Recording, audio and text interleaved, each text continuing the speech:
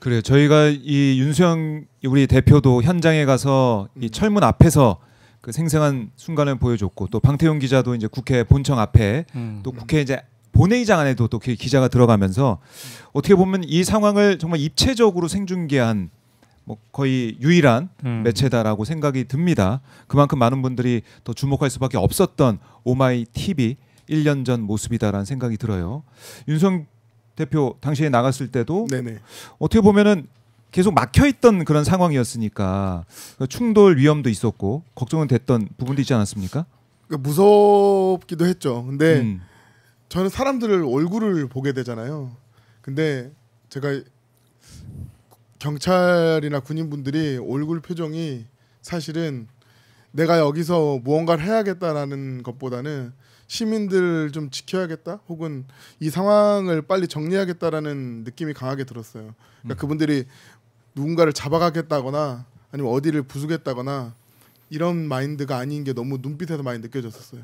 그래서 더 자신 있게 카메라도 들이댈 수 있고 더 자신 있게 푸도킹도 할 수 있고 그다음에 안에서 그림을 받아주는 연출하시는 분들도 더 자신 있게 저렇게 멋지게 4가지 그림을 동시에 보여줄 수 있지 않았나 싶습니다. 그래. 근데 이제 저는 그때 제가 국회 생활도 해봐서 국회의 어떤 언론사들의 자원이라든지 이런 거 너무 잘 알잖아요. 네. 근데 그 레거시 언론에서 중계를 안 해주는 거예요. 사실 이런 일 있으면 뭐 종편이든 레거시 언론 난리가 나잖아요. 그렇죠. 가장 좋은 어떤 취재 소스고. 그런데 저런 절대절명의 순간에 오마이 TV에서 막 중계를 하고 그리고 이제 저희 채팅창에 그때 60만 명 넘게 동접을 하는데 야 거기서 막 그 의견들을 내고 또 진짜 슈퍼챗이요 엄청 터지더라고요 그 순간에 그 오마이 TV를 그 지지하는 그 마음이 엄청 많습니다. 네. 그때.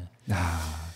그러니까 이제 공중에서 헬기가 추가로 막 날아오고 그다음에 국회 본회의장에서는 민주당 의원들이 더 많이 모여야 되는데 막 카운팅하고 그렇죠. 그렇죠? 빨리 오라고 이게 하고. 그래서 이 긴장이 최고조로 이르렀을 때잖아요. 네. 그때 이제 집단 지성이 모여지는 거였고 그다음에 현장에서 이제 저는 저 또래 사람들도 많이 봤는데 진짜 제 옆에서 막 외치고 있는 사람이 그런 얘기를 했어요. 나는 살 만큼 살았다. 젊은이들은 다치면 안 된다. 그래서 나는 살 만큼 살았으니까 내가 여기에 나왔다. 이런 얘기를 진짜로 하더라고요. 저희랑 같은 상황이었네요. 오연호 대표 기자가 현장에 가는 그런 상황과. 근데 제가 이 이야기는 꼭 한번 해보고 싶어요. 예.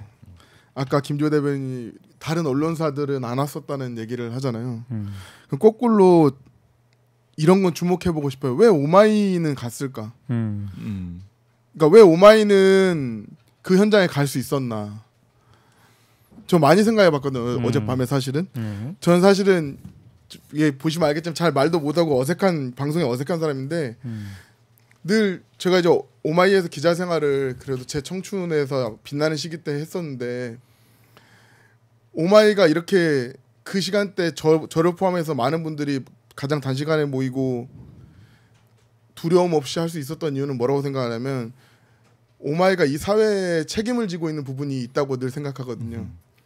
그러니까 뭐 유튜브다 뭐다 되게 많이 카운팅되는 그런 면들이 있지만 오마이에는 오연호 대표님을 비롯해서 정말로 중요하고 우리 사회가 지켜봐야 될 곳이 있다면 그것을 놓치지 않으려고 하는 사람들이 정말 많은 언론사예요. 근데 그런 감정들이 되게 많이 있는데 그래서 어떤 현장의 이슈나 정말로 국민들이 알아야 될 이슈가 된다면 놓치지 않고 승부를 보려고 하는 근성이 있거든요. 저도 오마이에서 그런 걸 많이 배웠죠, 사실은. 그래서 그런 면들이 왜 다른 언론사가 안 갈 때 혹은 무서울 때 혹은 그것이 소수자의 이야기일 때 오마이의 귀를 기울이냐라는 거에 답이 될 수 있지 않나. 저는 개인적으로는 제가 오마이 기자여서 너무 행복했고 많은 선배들과 일할 수 있어서 너무 좋았죠. 네. 그러니까 어떻게 보면은 이 긴박한 상황에 이렇게 대응을 하고 발빠르게 움직일 수 있었던 것은 그동안 오마이뉴스가 처음부터 이제 보여왔던 현장에 또 집중하는 모습, 또 발빠르게 대응하는 그런 또 움직임들이 계속 훈련되고 어떻게 보면은 좀 성숙해 왔던 그런 부분들 반영한 것 같다 이런 생각도 드네요. 네. 자, 이렇게 그 당시 1년 전의 상황을 하나하나 되짚어 보고 있는데 자, 오인호 대표 기자가 현장에서 직접 시민도 만나보고 또 그 상황 헬기가 날아가는 그런 상황도 보고 하면서 그 당시에 느꼈던 여러 가지 감정들 이걸 좀 더 말씀해 주시면 어떤 걸 알 그러니까 수가 있을까요? 그때도 바로 1년 전에 우리가 제가 여기 탁 들어와가지고 박정호 기자랑 얘기하면서 네. 나눴던 얘기가 우리가 어떻게 만든 민주주의인데 맞아요. 이거를 다시 되돌릴 수 있느냐. 사실 이제 우리 나이들은 제가 이제 80년대 학번이거든요. 그때 이제 아스팔트에서 광주의 계엄을 뚫고 이제 전두환 독재와 싸우고 막 이랬던 거잖아요. 그렇죠. 젊은 청춘을. 지금은 이제 환갑이 넘어가지고 이제 은퇴를 어떻게 할 것인가 이거를 고민하고 있는 사람들인데 그래도 한켠에 자부심을 갖고 있는 거는 그동안 우리가 싸워왔기 때문에 민주주의가 이 정도 정착이 되었고 우리는 이제 은퇴하면서 개인적인 삶을 살거나 이렇게 할 수도 있다 이런 생각들을 갖고 있었던 거잖아요. 근데 12.3 계엄은 그것을 완전히 송두리째 그냥 이렇게 역사를 뒤로 내 패대기 친 거거든요. 그렇죠. 그러면 이제 우리가 다시 또 아스팔트로 나가야 되는 거예요. 이것 또한 엄청나게 내 인생 전체가 쌓아왔던 그 무엇을 빼앗긴 것처럼 이렇게 느낌이 드는 거예요. 어떻게 쌓아온 민주주의인데. 그렇죠. 그래서 그 세대들이 많이 또 나갔는데 근데 가봤더니 젊은 세대가 또 많은 거예요. 그래서 야, 이 옛 세대와 신세대가 대한민국의 민주주의를 복원하기 위해서 똘똘 뭉친 이런 계기가 바로 지난 1년이었구나 이런 생각이 드는 겁니다. 그래서 이제 이재명 대통령이 오늘 그랬죠. 네. 노벨 평화상감이라고. 네? 이 맞아요. 내란을 극복한 대한민국 국민이 노벨 평화상감이고 또 어제 국무에서는 거기에서 그날 나온 사람들 표창장. 다 표창장 줘야 된다고. 근데 우리 윤수현 기자 포함해서. 이거 근데 저는 오마이 TV도 받아야 되는 거 아닙니까? 이게 뭐냐면 되게 대표님 말씀 드리면서 또 생각된 게 예전에는 축구 경기나 올림픽 이런 걸 보면서 그 우리나라가 어떤 나라일까를 되게 많이 생각했던 것 같아요. 네. 그러니까 근데 저는 지난 1년간 우리들에게 지속적으로 벌어지고 있는 것이 뭐라고 생각하냐면 국민됨의 어떤 확인, 우리 서로 대한민국 국민됨의 확인. 네. 그러니까 의견이 다른 분들도 있죠. 또 들었을 때 어색한 말씀하시는 분도 있죠. 근데 이 1년 동안 국민됨의 서로를 확인할 수 있는 기회가 민주주의라는 매개체를 통해서 그 사이에 또 오마이TV라는 그날에도 엄청난 중계를 통해서든 국민됨의 확인을 서로 할 수 있는 기회가 별로 없어요, 사실상. 근데 1년 동안의 국민됨의 확인을 서로 계속 해오면서 우리나라가 어떤 나라라는 모양을 만들어가고 있지 그렇죠. 않느냐. 지금 이 국민됨이라는 표현이 결국 이제 누가 이 나라의 주인인가? 진짜 주인은 누구인가? 윤석열이 진짜 주인이 아니라 네. 우리가 주인이다라는 거잖아요. 그래서 이번에 이재명 대통령도 국민 주권의 날로 정하자고 한 건데 사실 지난 1년을 되돌아볼 때 가장 드라마틱한 변화는 현직 대통령이었던 윤석열이 내란 우두머리가 돼가지고 감옥에 가 있는 거예요. 그렇죠. 그다음에 그 윤석열 대통령이 정적 1호로 삼았던 체포 대상이었고 제거 대상이었던 이재명 민주당 대표가 지금은 현직 대통령이 되어서 12월 3일을 국민 주권의 날로 선포하겠다. 이렇게 약속하고 있는. 이 드라마틱한 변화를 누가 만들었는가? 대한민국 국민이 만든 거잖아요.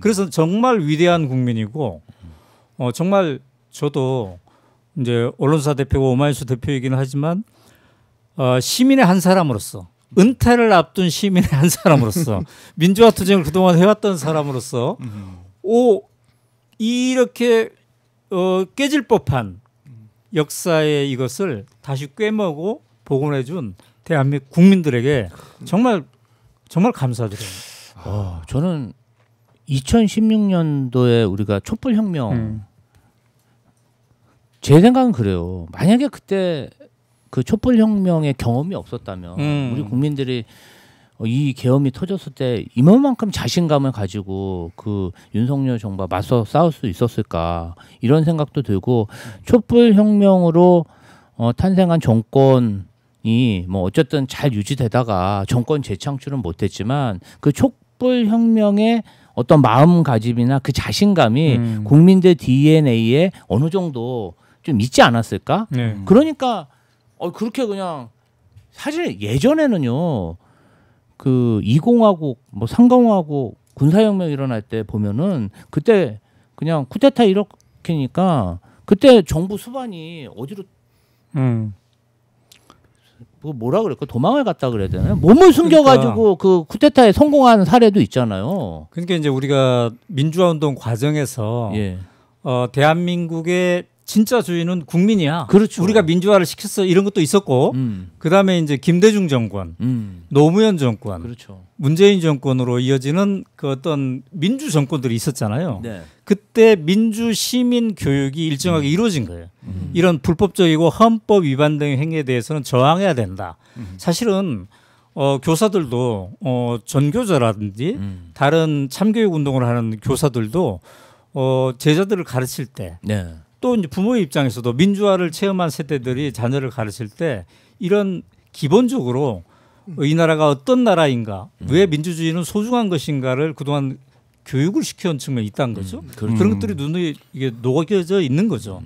그런 의미에서 저는 이번에 우리 지난 1년의 과정은 대한민국 국민들뿐만 아니라 오늘 이재명 대통령도 그렇게 얘기했지만 전 세계가 지켜봤잖아요. 그렇죠.